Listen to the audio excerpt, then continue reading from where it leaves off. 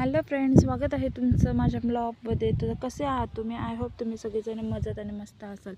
तर हे तुम्हाला माहितीच आहे काय आहे, हे भुईमुगाचं शेंगाचं झाड येतं. तर बघू शकता हे सगळं वाफ आहे ना, सगळं भुईमुगाच्या शेंगाच लावलेलं येतं. इथून तुम्हाला दिसू शकतं.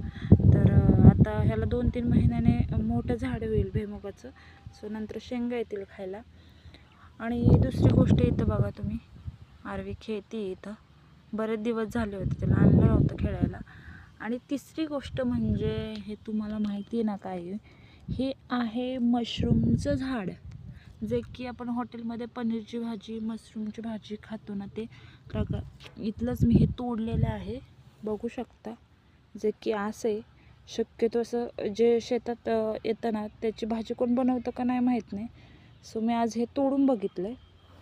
तर हे म्हणायचं की कुत्र्याने केलेली असते ना, त्याच्यापासून हे असं उगवायचं, असं आम्ही लहानपणी म्हणायचं. सो तसं काही नाही आहे, हे मशरूमच आहे जे की लोक पिकवतात आणि हे असं ॲटोमॅटिकली काही ठिकाणी उगवलं जातं.